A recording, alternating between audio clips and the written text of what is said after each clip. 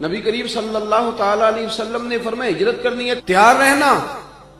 جناب عائشہ صدیقہ کہتی ہیں جس دن کا میرے نبی نے کہہ دیا میں نے اپنے والد کو سوتے نہیں دیکھا. دن کے وقت تھوڑی آنکھ لگا لیتے لیکن ساری رات دروازے پہ کھڑے رہے, ساری رات. یہ ذوق ہے, یہ شوق. اور ایسا بھی نہیں کہ منٹ منٹ پہ فون کر کے پوچھا جائے کہ کدوں کو جانا ہے, ایسا بھی نہیں. آ کے پوچھا نہیں, ایک دفعہ کہہ دیا سو کہہ دیا. ابو بکر جانا ہے تیار رہنا, دوبارہ پوچھا نہیں کب جانا ہے. ابو بکر رات کو نکلنا ہے, ساری رات دروازے پہ کھڑے رہنا. ساری آپ لطف لیں اپنی زندگی کا. پیار کرنا اور کچا پکا کرنا, محبت کرنا اور کچی پکی کرنا. وہ کہہ جو دیا, بات ہو جو گئی, معاملہ طے جو ہو گیا, ایک دفعہ حکم مل جو گیا. جس کو بار بار کہنا پڑے اسے تو کہہ کے بندہ کئی دفعہ تنگ ہوتا ہے, یار اتنی دفعہ کہنا پڑا تو فائدہ کیا ہو گیا. کمال تو یہ ہے کہ حکم آ گیا تو بس آ گیا. جناب ابو بکر صدیق ساری رات دروازے پہ کھڑے رہتے. یارو ذرا اس مزے کو لے کے تو دیکھنا. اس دن ہجرت کرنی تھی, اللہ کے رسول صلی اللہ علیہ وسلم تشریف لے گئے. حضور نے دستک دینے کے لیے دروازے پہ ہاتھ رکھا تو دروازہ کھلا ہوا تھا. اتنی بھی میرے محبوب کو تکلیف نہ ہو کہ میں دروازہ کھولوں. دروازہ کھلا تھا اور دروازے کے پیچھے کھڑے تھے. حضور بھی سارا کچھ ہی جانتے ہیں اور امت کو سبق دینے کے لیے فرمایا ابو بکر سوئے نہیں تو رو پڑے. عرض کی حضور جس دن حکم دیا تھا اس دن کبھی رات نہیں سویا.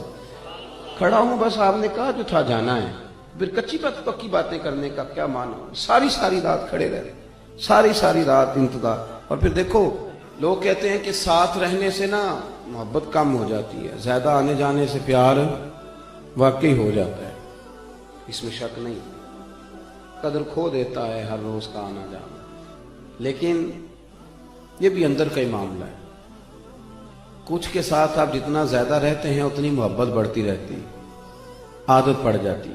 تو حضرت ابو بکر صدیق زیادہ تشریحات نہیں پوچھتے تھے. حکم اشارتاً اور کنایتاً بھی ہوتا تو بات کو سمجھ جاتے, وقفے سے ملا کرو. ان کے کان میں بھی بات گئی.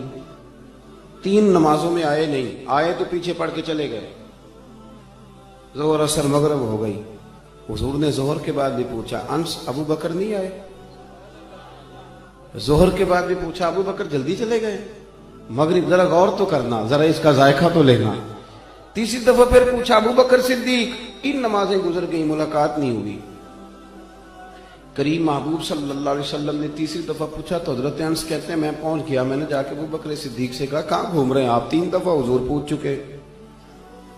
جناب صدیق ایک بار دوڑے آئے, حضور حکم ہو, کہاں تھے. حضور لفظ ادا کر رہے تھے تو آنکھوں میں آنسو بھی چمک رہے. کہاں تھے صبح سے, کہاں تھے.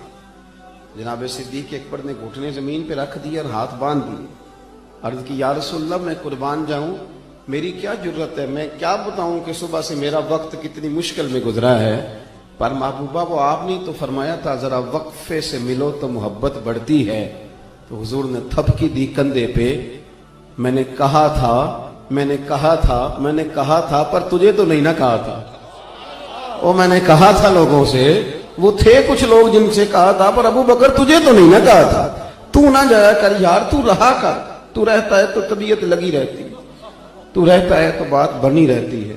تیرا یہاں رہنا قرار دیتا ہے بعض اوقات. یار اس طرح کا وفادار آدمی, اس طرح کا رنگ, اس طرح کا مزاج. حضور فرمائے تو نہ جایا کر, تو رہا کر. میرے نبی کریم سید عالم نے سیدھا ہاتھ پکڑا ہوا ہے جناب ابو بکر صدیق کا, اور دوسرے ہاتھ میں پکڑا ہوا ہے سیدنا فاروق اعظم کا ہاتھ.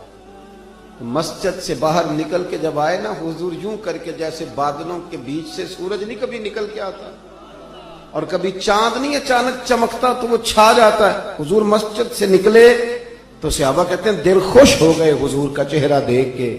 اور جب ہم خوش ہو رہے تھے نا تو حضور نے فرمایا میری اور ان کی رفاقت کو یہاں تک نہ سمجھنا.